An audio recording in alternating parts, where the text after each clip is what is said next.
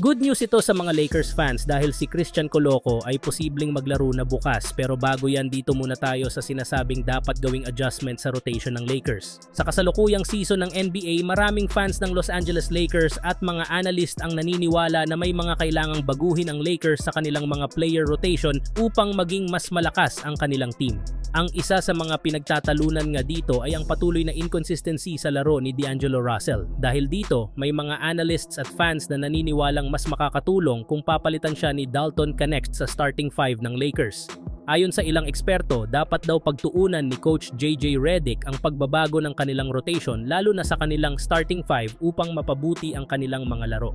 Mahalaga ang tamang rotation upang mapanatili ang balanseng laro at ma-maximize ang kakayahan ng bawat players. Naniniwala ang mga NBA analyst na maaaring magbigay ng bagong enerhiya si Knecht sa starting lineup at magdadala ito ng mas consistent na pag-atake sa opensa, lalo na't kapansin-pansin ang kakulangan ng depensa at shooting ng team sa mga nakaraang laban. Ang pagkatalo ng Lakers laban sa Detroit Pistons ay nagpakita ng mga kahinaan sa kanilang sistema. Ang hindi pagganap sa depensa at ang kawalan ng tamang synergy sa rotation ay nakadagdag sa kanilang pagkatalo. Naniniwala ang maraming tagahanga at eksperto na kung mababago ang mga pwesto at may dagdag na adjustment mula kay Coach Redick, magiging mas epektibo ang Lakers sa mga susunod na laro. Para sa mga fans, ang ganitong mga pagbabago ay mahalaga upang maging contender ang Lakers ngayong season. Kung mabibigyan si Knecht ng pagkakataon sa starting lineup, umaasa silang magiging mas solid ang team at makakabalik sila sa winning track. Samantala, good news naman ito sa mga Lakers fans dahil si Christian Coloco ay nakatakdang maglaro bukas para sa kanilang laban kontra sa Memphis Grizzlies.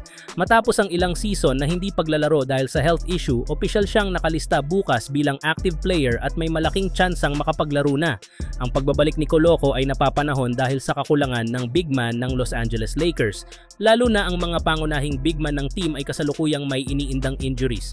Si Christian Wood ay kasalukuyang nagpapagaling pa mula sa kanyang knee surgery, habang si Anthony Davis naman ay nakalista bilang questionable dahil sa left foot concussion na nakuha nito sa nakaraang laban nila sa Detroit Pistons nang matapilok ito. Dahil dito, malaki ang magiging papel ni Coloco sa kanilang lineup bukas. Sa pagbabalik ni Coloco, inaasahang makakatulong siya sa depensa at rebounding ng team, lalo na't kakaharapin nila ang Memphis Grizzlies na kilala sa kanilang mabilis at pisikal na laro. Andyan nga ang kanilang mga big man na si Jaren Jackson Jr. at ang 7'4" rookie big man na si Zach Edey. Makakatulong nga ang kanyang height at lakas sa ilalim ng ring upang makuha ang mga importanteng rebounds at mapigilan ang opensa ng Grizzlies. Sa kabila ng mga pagsubok na hinaharap ng kanilang kupunan, handa si Coloco na mag-step up at suportahan ang kanyang mga kakampi sa kanilang laban bukas.